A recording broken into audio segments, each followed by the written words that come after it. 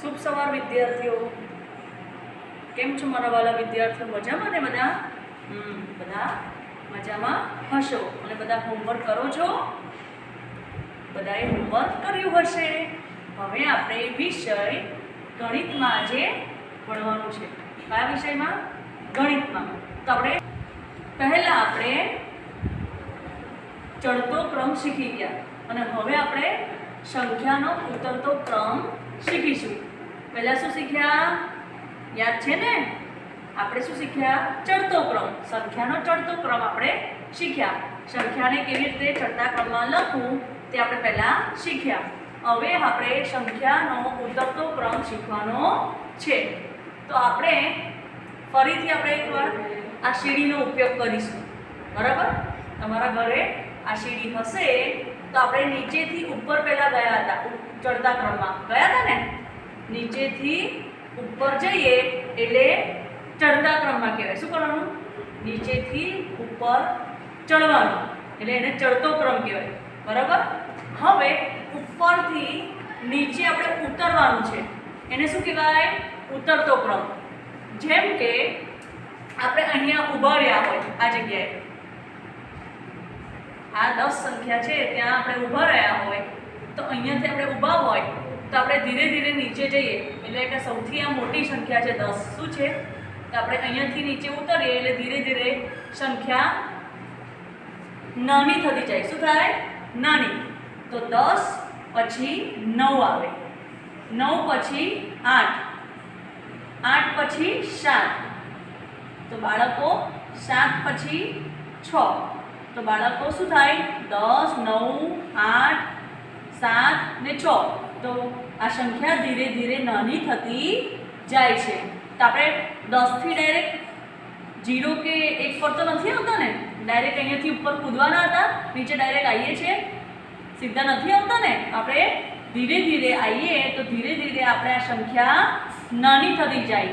જો 6 પછી શું આવે છે? ધીરે ધીરે 5 એટલે 5મું પગથિયું, પછી 4થું પગથિયું, પછી 3જું પગથિયું એટલે 3, પછી 2જું એટલે 2, પછી 1 અને પછી છેક નીચે એટલે 0. તો બાળકો કહેવાનો મીનિંગ એ છે કે સૌથી મોટી સંખ્યા ઉતરતા ક્રમમાં પહેલા આવે. સૌથી મોટી સંખ્યા. બરાબર?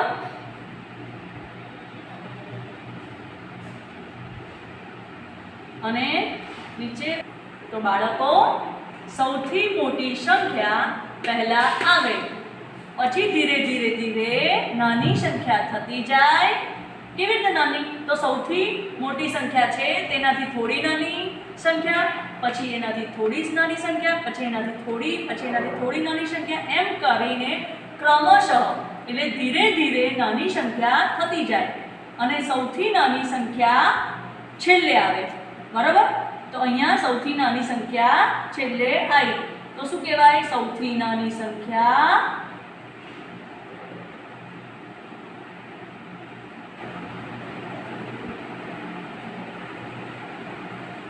છેલ્લે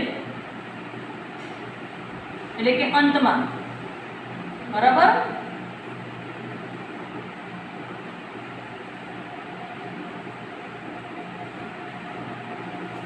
તો ઉતરતો ક્રમ આપણે લખી શકાય.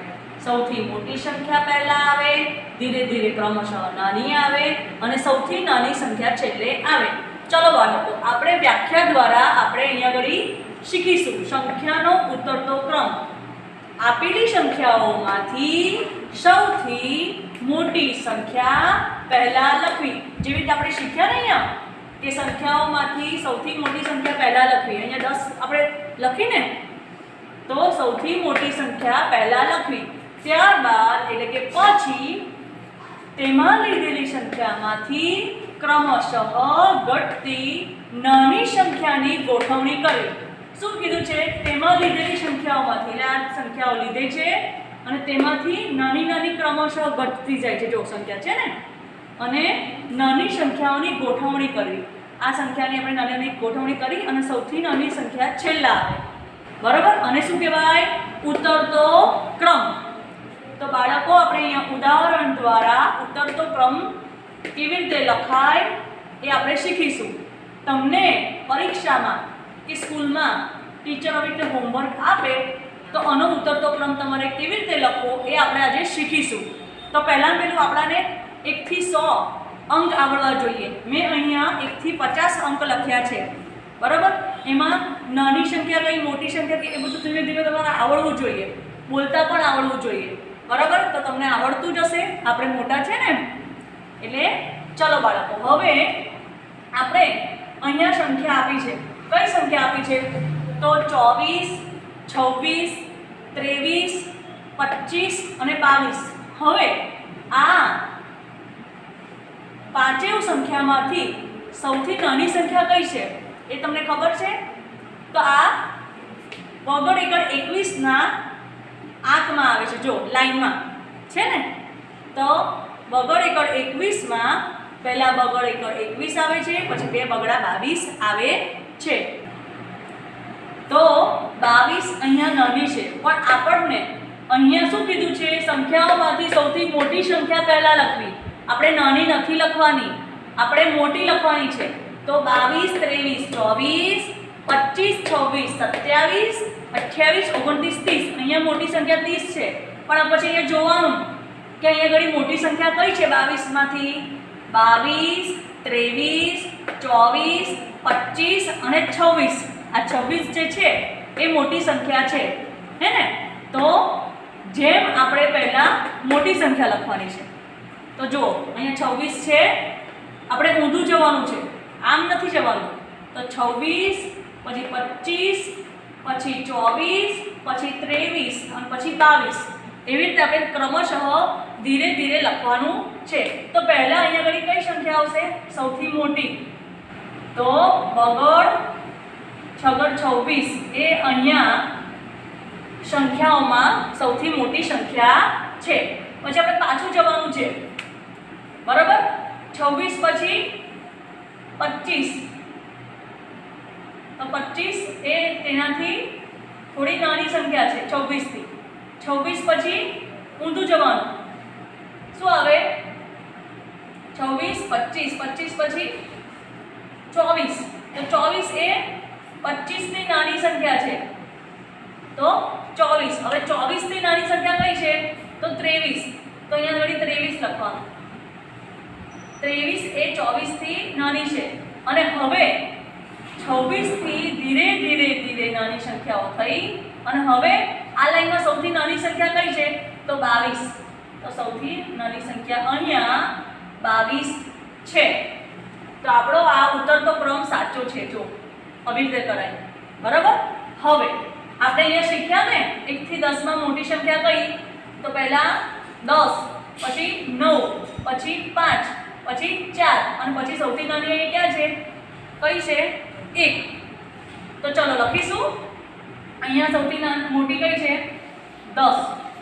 તો આપણે એકડે મીંડે 10 લખવાની. પછી એનાથી થોડી નાની કઈ છે? જો અહીંયા ગળી.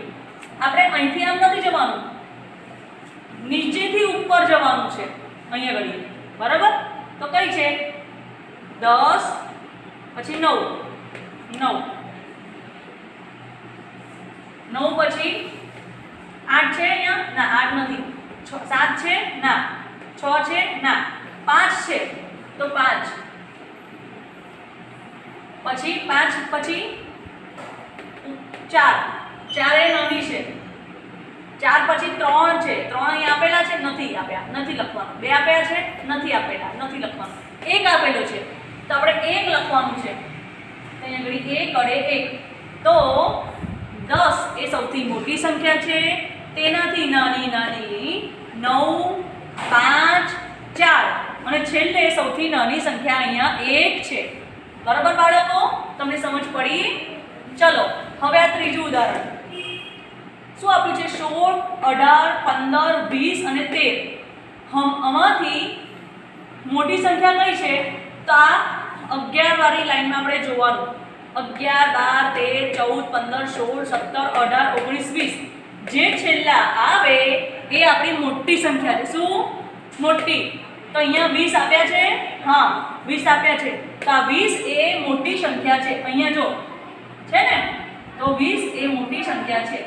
તો 20 પછી તેનાથી નાની કઈ છે 19 છે તો 19 આપ્યા છે ના 18 હા 18 આપ્યા છે તો આપણે 18 20 થી નાની 18 પછી 17 છે 17 નથી આપ્યા 16 આપ્યા છે 16 આપ્યા છે તો 16 એકડે 1 અને છગડે 6 એકડ છગડ 16 પછી 15 અહીં 15 છે જો 15 તો 15 લખવાનું એકડ પાછળ 15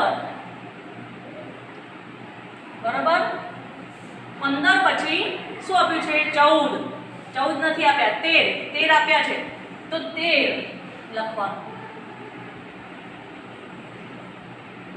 તો બાળકો પહેલા 20 એ મોટી સંખ્યા છે તેનાથી નાની 18 તેનાથી નાની 16 તેનાથી નાની 15 અને સૌથી નાની 13 છે એકડ તગડ 13 તો આ આપણો ઉતરતો ક્રમ થયો આવડશે હવે આગળ 33 36 31 તગડ સાકર 37 અને ચોગડે ને મીંડે 40 બરાબર આ 40 છે હવે આ કઈ લાઈનમાં આવે છે તે આપણે જોવાનું પહેલા 31 32 33 34 35 36 37 38 39 40 ને 40 એ પાછળ આવી છે ને તે મોટી કહેવાય તો પહેલા આપણે અહીંયા સૌથી મોટી સંખ્યા લખવાની છે ખબર છે તમને તો આપણે અહીંયા શું કરવાનું સૌથી મોટી સંખ્યા 40 છે તો આપણે 40 લખવાનું પછી તેનાથી નાની કઈ છે 39 તો અહીંયા 39 નથી 38 નથી 37 છે તો તેનાથી નાની 37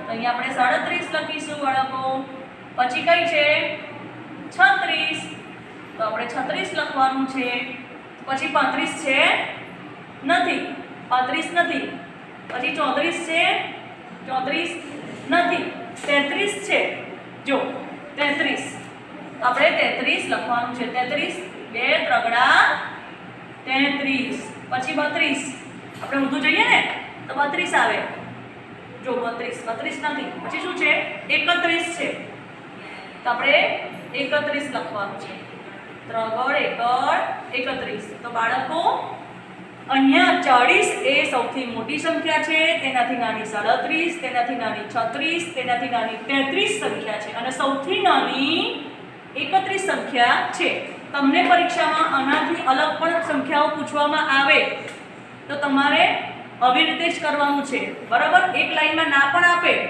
અલગ અલગ રીતે પણ આપે તો તમારે સમજીને ઉતરતો ક્રમ અને ચડતો ક્રમ લખવાનો છે બરાબર હવે તમારે આ હોમવર્ક કરવાનું છે